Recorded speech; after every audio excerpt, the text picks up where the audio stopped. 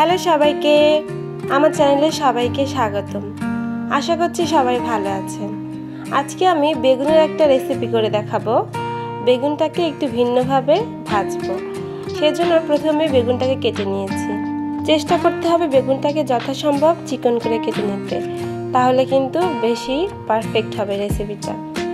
তো তারপরে আমি বেগুনটাকে কেটে নিয়ে ভালোভাবে ধুয়ে নিয়েছি অ্যান্ড পানিটা খুব ভালোভাবে ঝরিয়ে নিয়েছি, যাতে ভিতরে কোনো পানি না থাকে।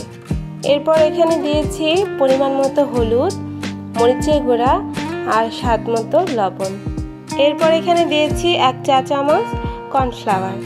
কর্নফ্লাওয়ারটা আপনাদের হাতের কাছে না থাকলে স্কিপ করতে পারেন, তবে এটা দিলে কিন্তু খুব ক্রিস্পি হবে। তারপর দিয়েছি 1 চা চামচ বেসন।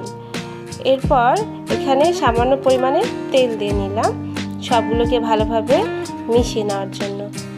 তেলটা দিয়ে এবার হাত দিয়ে খুব ভালোভাবে এই সবগুলো উপাদান বেগুনের সঙ্গে মেখে নিতে হবে। আমি আস্তে আস্তে সবগুলো মশলা বেগুনের সঙ্গে মেখে নিচ্ছিলাম। বেশি তাড়াহুড়া কিন্তু করা যাবে না, তাহলে বেগুনটা ভেঙে যাওয়ার চান্স থাকবে, যেহেতু খুব চিকন করে এগুলোকে কাটা। তো সবগুলো ভালোভাবে মিশিয়ে নিচ্ছি। আর মশলাগুলোকে খুব বেশি ড্রাই মনে হলে এখানে অল্প পরিমাণে পানি মেশাইতে পারেন, খুব অল্প কয়েক ফোঁটা, তাহলে আরও খুব সুন্দর করে মশলাগুলো লাগানো যাবে। আমিও পরের দিকে এখানে সামান্য কয়েক ফোঁটা পানি অ্যাড করেছিলাম। মশলা মাখানো আমার হয়ে গেছে। এইবার এগুলোকে আমি ডুবো তেলে ডিপ ফ্রাই করব।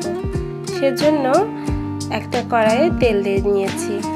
তেলটাকে কিন্তু খুব বেশি গরম করা যাবে না, সামান্য একটু গরম হলেই দিয়ে দিব বেগুনটাকে। বেশি গরম প্রথমেই করে নিলে তাহলে কিন্তু ওপরটা হয়ে যাবে, বাট বেগুনের ভিতরটা কাঁচা থাকবে। আর খুব আস্তে আস্তে অল্প আঁচে ভাজলে বেশি ক্রিস্পি হবে। তো আমি এটাকে সময় নিয়ে প্রায় 5-6 মিনিট ধরে ভেজে নিয়েছি। একটু নাড়াচাড়া করে উল্টেও দিয়েছিলাম। তো আপনারা কিন্তু সময় নিয়ে ভাজবেন। আর এটার টেস্ট কিন্তু খুব ভালো ছিল, খুব ক্রিস্পি হয়েছিল। আর যেহেতু বেশ কয়েকটা মশলা দিয়ে ভাজা হয়েছিল, সব মিলিয়ে খুব ভালো টেস্ট ছিল। তো 5-6 মিনিট ভেজে নেওয়ার পর আমি এটাকে উঠিয়ে নিলাম।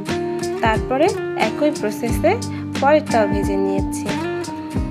তো আপনাদের যদি ভিডিওটা ভালো লাগে তাহলে কিন্তু আমার চ্যানেলটাকে সাবস্ক্রাইব করতে পারেন। আজকের মতো সবাইকে টাটা। সবাই ভালো থাকবেন, সুস্থ থাকবেন আর আমার চ্যানেলের সঙ্গে থাকবেন।